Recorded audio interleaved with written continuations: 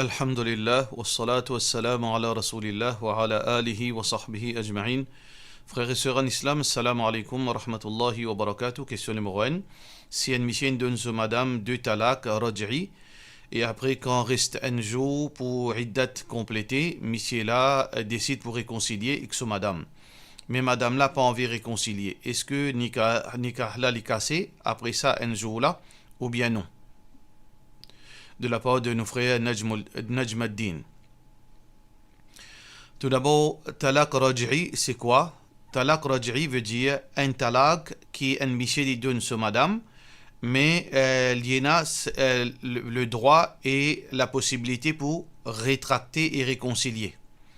Qui veut dire si un monsieur fin donne sur madame, premier talak, et après, avant 3 menstruations, les réconcilier avec son madame, alors donc, son madame automatiquement retourne en règle, veut dire retourne normal. Relation là, les retourne normal. Ça même qu'appelle raj'i. Raj'i veut dire retourner. Alors donc, si un monsieur finit sur madame, deuxième talak, et avant 3 menstruations après sa deuxième talak là, il réconcilie avec son madame, qui veut dire madame là retourne dans son nikah à la normale. Mais si un monsieur donne sur madame, troisième talak, et donc là, après troisième talak, il n'est pas considéré raj'i, il est considéré comme ba'in, veut dire définitif. Mais si un monsieur fin donne sur madame, premier talak, deuxième talak, alors là, après sa deuxième talak, il y a un moratoire de 3 menstruations. Si avant sa terme, avant sa troisième menstruation, même moins qu'un jour, ça veut dire que troisième menstruation pour terminer, veut dire il pourrait pour gagner cette troisième menstruation un jour moins, monsieur l'a réconcilié, automatiquement, madame là, il retourne dans nikah, monsieur là, veut dire cette relation retourne à la normale. Est-ce que dans talak raj'i, madame là, elle a droit pour opposer sa réconciliation là? Non, madame là, elle n'a aucun droit pour opposer sa réconciliation. Si un monsieur fait donne sur madame talak raj'i, comment il faut expliquer, et ensuite il dit ok, me réconcilier avec toi, là, il n'a aucune chose que madame là capable de faire, il retourne dans ce nikah à la normale. Mais si une madame il peut insister, il n'est pas pour rester, malgré que il est encore officiellement épouse de sa monsieur, là il a besoin faire une demande de khula. Khula veut dire l'IP demande veut dire dissolution de ça, veut dire de sa nikah là, l'IP demande talak plutôt. Madame là peut demander talak. Là une instance crédible, une instance qui est crédible, là il peut get le cas. Si madame là a raison pour qu'il prenne ce talak, là exige de sa monsieur là pour donner ce khula. Mais si madame là peut amener une raison qui n'est pas valide, alors donc là il pas pour gagner ce khula. Dans sa cas, sa frère là, définitivement, ce nikah est encore stand good, et madame là, il n'a aucun droit islamique pour dire qu'il n'a pas pour retourner. Il a besoin de retourner, et après cela, s'il a envie de demander khula pour une raison justifiée, ça c'est une autre chose, c'est une autre étape qu'il a besoin de faire ce démarche. Mais s'il n'a aucune raison, il n'a pas le droit de faire ça parce qu'il est grave. Le prophète sallallahu alayhi wa sallam fin dire que si une madame lui demande son monsieur talak min ghayri ba'sin sans aucune raison valable, il n'est pas pour sentir parfum du paradis. Alors une madame, faudrait pas lui faire son ego, veut dire faire lui dire la raison, faire lui casse la loi Allah. Si il n'a aucune raison pour discontinuer avec ce monsieur, si c'est une arrogance dans lui ou bien un ego qui manifesté, faudrait lui courber vis-à-vis Allah sur l'autre. Il n'est pas fait vilain, il n'est pas fait des ordres, réconcilier. Allah subhanahu wa ta'ala finit dire wassulhu khayr, réconciliation les meilleures. Question suivante. Mon travail comme ingénieur qui a comme responsabilité occupe construction dans une compagnie promoteur qui vend la cage. Sa compagnie là, il y a une scheme attachée qui vend la cage avec un service paiement qui est basé sur l'intérêt. Est-ce que ça travaille la halal? Tout d'abord, en tant qu'ingénieur, on n'a rien à faire avec la vente du produit. Alors, du moment qu'il est ingénieur, ou responsabilité, c'est construction la maison. Alors, donc, dans ce cas-là, au travail, il est halal. Mais si vous pouvez demander compagnie là, ce fonctionnement, il dépend qui vous peut dire par l'intérêt. Et il y a quelque chose qui ressemble à l'intérêt, mais il n'est pas l'intérêt, il hire purchase. Hire purchase n'a rien à faire avec avec l'intérêt qui, malgré qu'il mentionne l'intérêt, l'IP n'a rien à faire avec l'intérêt qu'il défend. Hire purchase, c'est une autre chose. Est-ce que la compagnie la paye une loan, il donne une somme d'argent pour acheter la maison, là où payer doucement, ça c'est une autre chose.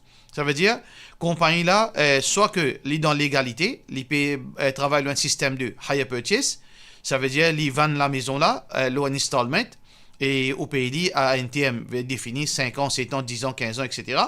Soit que l'IP donne nous l'argent. Si l'IP donne nous un terme pour payer ça, la casa, ça c'est hire purchase. Alors là, nous avons des modalités, sur bonnes conditions. Mais si il peut donner une somme d'argent, ou bien prendre une somme d'argent à la banque pour acheter avec lui, ça c'est totalement interdit. Mais dans le cas, si vous pouvez demander concernant où travaille en tant qu'ingénieur, il n'y a aucun mal. Question suivante.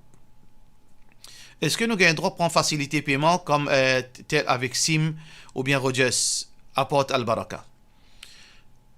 Facilité paiement, il dépend structure de la vente. Al-Baraka, c'est un système coopératif, ou bien rente membre. Là, je finance au projet, veut dire, je acheter, il y a plusieurs produits qui je vendent, qui je transacté.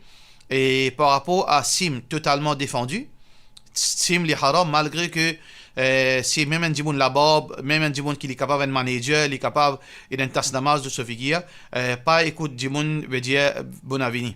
Jusqu'à preuve du contraire, c'est SIM qui vient défendre ce case.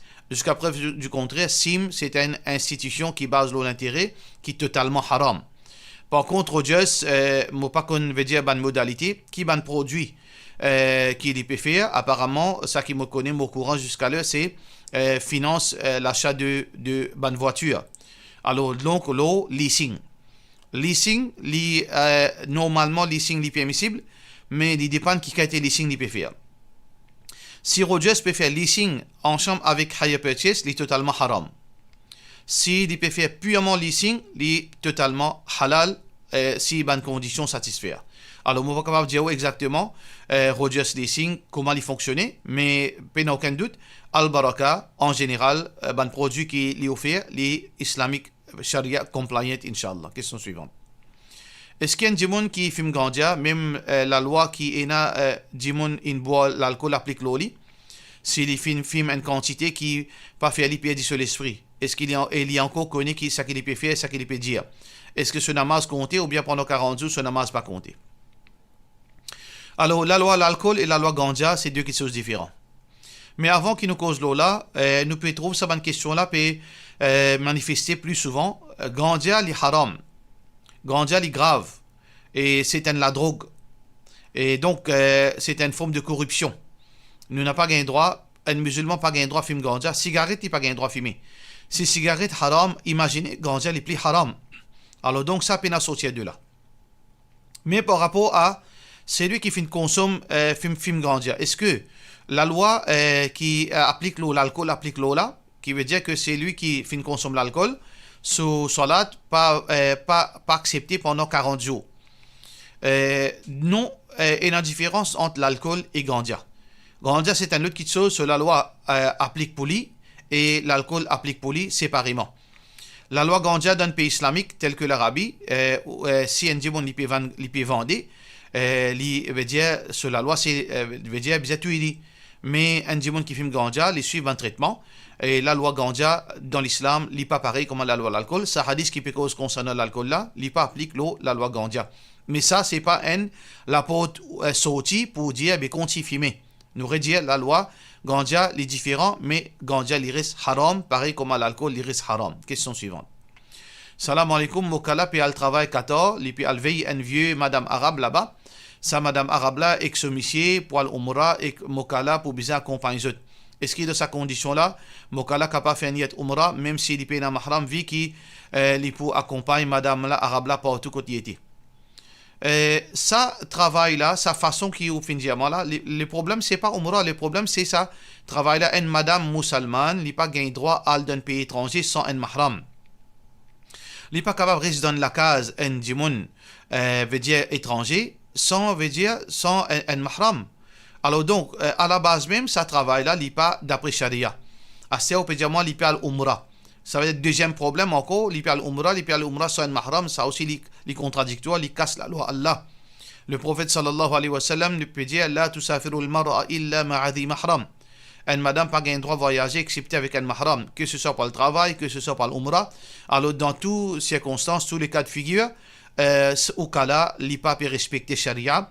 Les bizarres renoncent à cette chose-là. Allah subhanahu wa ta'ala pour donner le meilleur travail. Alors, donc, s'il peut besoin de travail, Allah peut dire dans le Coran, il faut donner yaqin dans Allah sa parole. وَمَنْ يَتَّقِ اللَّهَ يَجْعَلْ لَهُ مَخْرَجًا.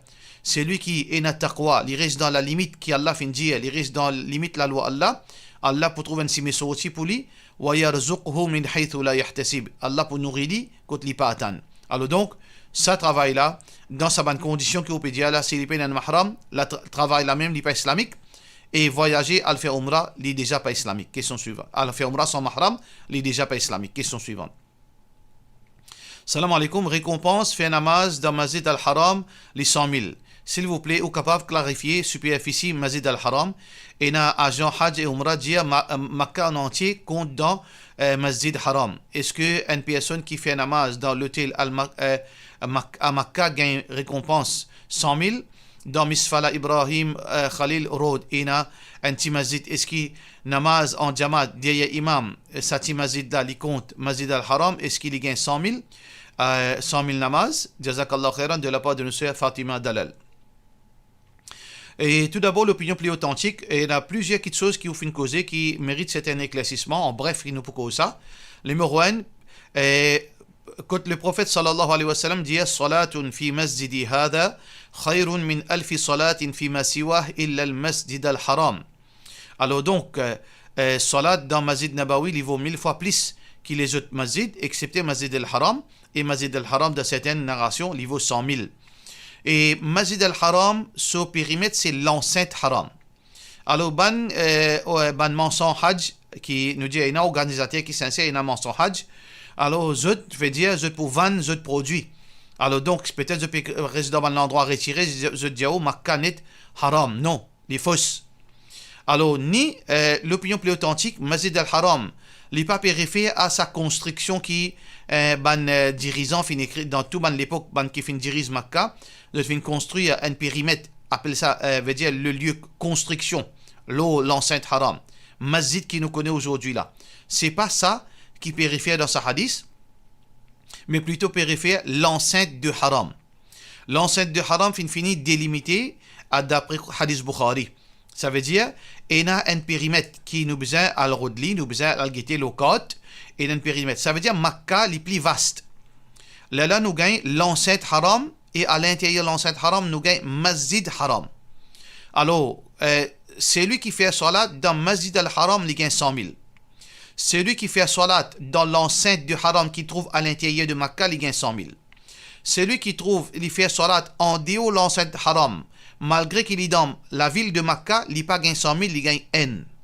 Ça veut dire, au Bzagété, est-ce que vous trouve dans l'enceinte du haram?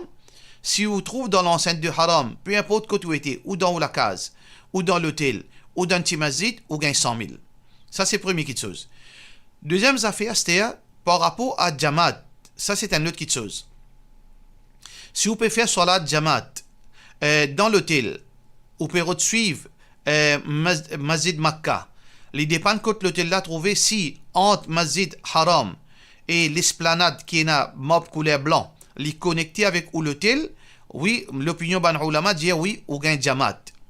Mais si l'hôtel est décalé, côté là, périmètre de Haram, l'enceinte Haram, ou bien Masjid Haram, et c'est l'esplanade couleur blanc là. Après, il y a un chemin. Dans le chemin, Pena Djimoun. Après, trouve où l'hôtel. Ça veut dire un chemin coupé, côté Pena Djimoun connecté avec ça. Là, n'importe quoi de ça pour faire salat ou pas pour gagner Jamaat dans Haram. Ça veut dire qu'il y a deux questions qui ont causé qui sont réponse est différente. L'enceinte Haram, salat, niveau 100 000 dans l'enceinte Haram. Salat, niveau N, si on déo l'enceinte Haram, même si on trouve dans Makkah. Par contre, namaz Jamaat, est-ce qu'il y a un Jamaat qui a fait namaz dans l'hôtel?